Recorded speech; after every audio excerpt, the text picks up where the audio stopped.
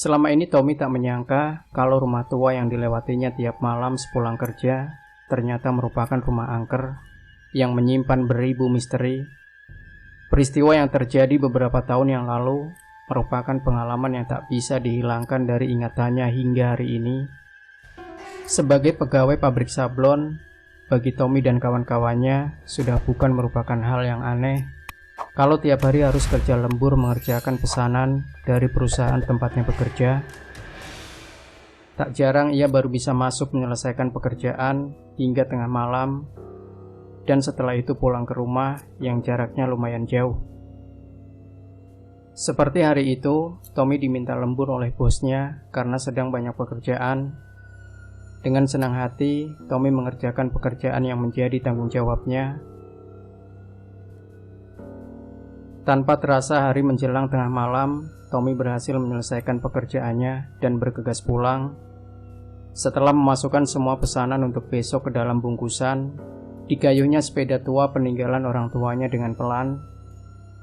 Sepanjang jalan yang dilewatinya terasa gelap, rupanya listrik di daerah tersebut padam.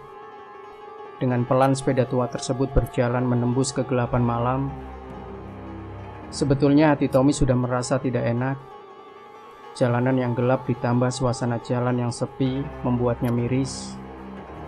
Tetapi rasa lelah karena seharian bekerja membuat tekadnya untuk pulang dan segera tidur semakin kuat. Tiba di tikungan, Tommy tanpa sengaja melihat rumah tua yang sudah lama ditinggalkan penghuninya.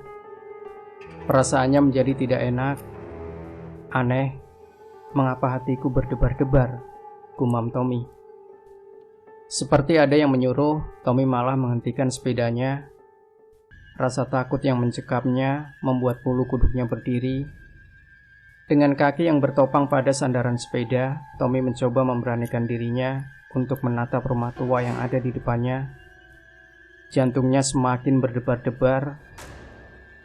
Apa aku lebih baik kembali dan tidur di gudang saja ya? Tanya hati Tommy penuh rasa bimbang. Dia juga heran mengapa dirinya tidak segera beranjak dari tempat itu. Sebaliknya, kakinya justru melangkah mendekati rumah tua itu. Tommy merasakan ada kekuatan gaib yang menariknya untuk terus mendekat ke rumah itu. Perasaan niatnya yang semakin kacau menjadi semakin tidak karuan waktu dilihatnya sesosok bayangan tampak berkelebat keluar dari arah pintu pagar rumah kosong tersebut. Dengan kaki yang gemetar karena ketakutan melihat bayangan tersebut, Tommy berusaha membalikkan sepedanya untuk berputar kembali. Belum selesai ia mengangkat roda sepedanya untuk berputar, terdengar suara memanggilnya. "Mas." Suara Paro terdengar menyapanya.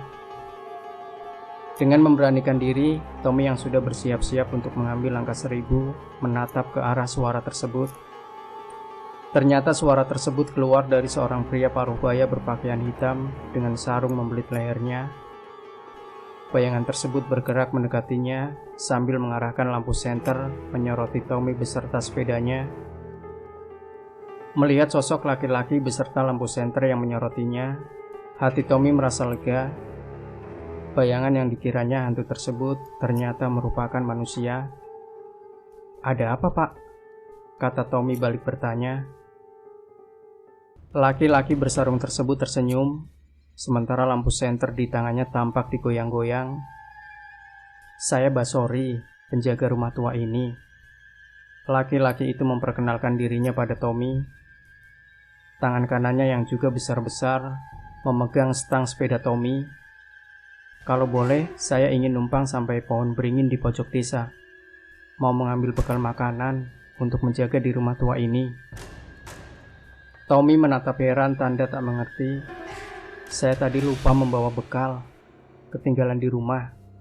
Basori meneruskan ucapannya yang terpotong. Boleh."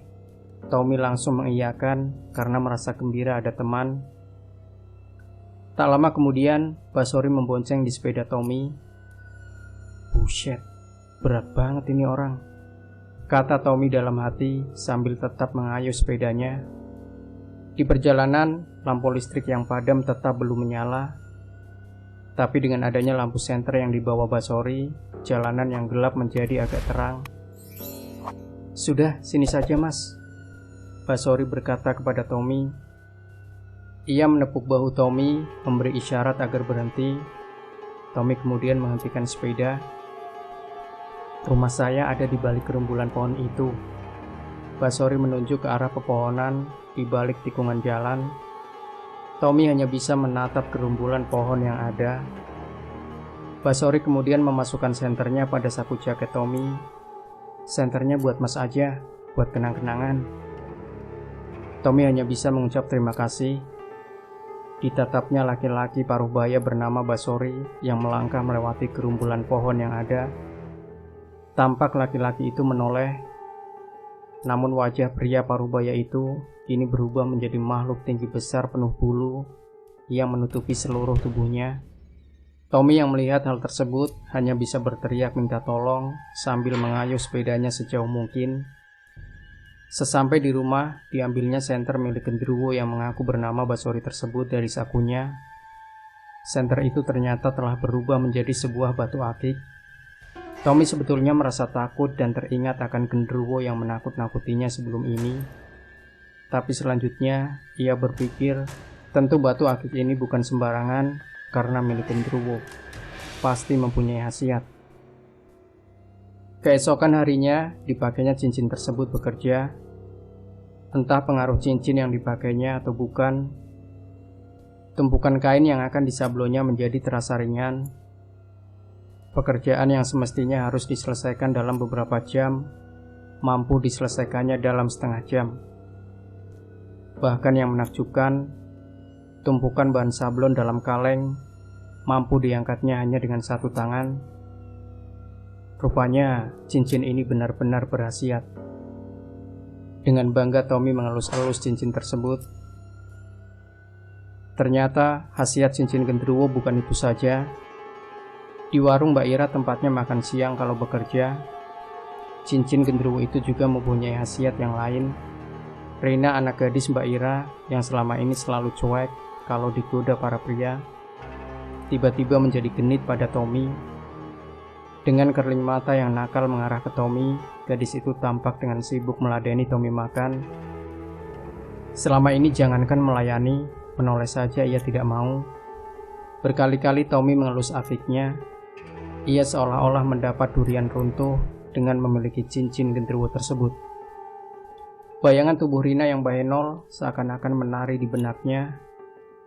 Ia sudah membayangkan malam ini akan meniduri tubuh Rina yang montok daripada meniduri tubuh istrinya yang sudah mulai kendor.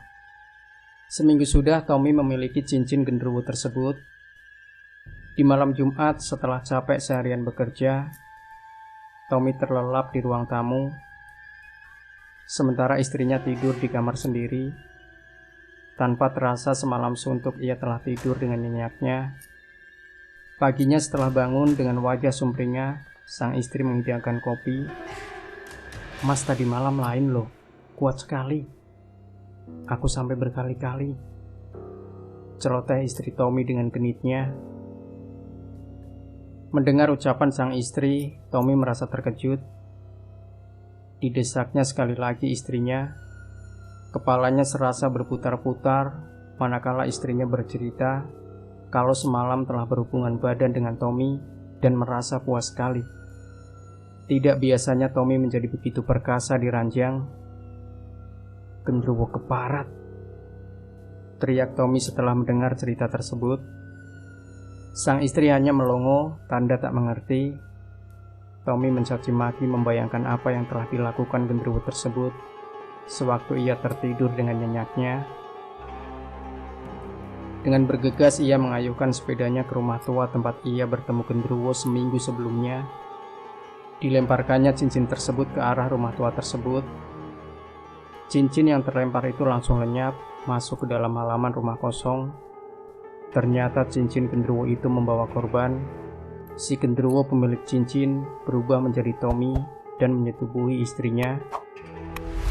Sebagai makhluk halus, genderuwo memang bisa berubah bentuk. Bagaimanapun juga, genderuwo adalah setan.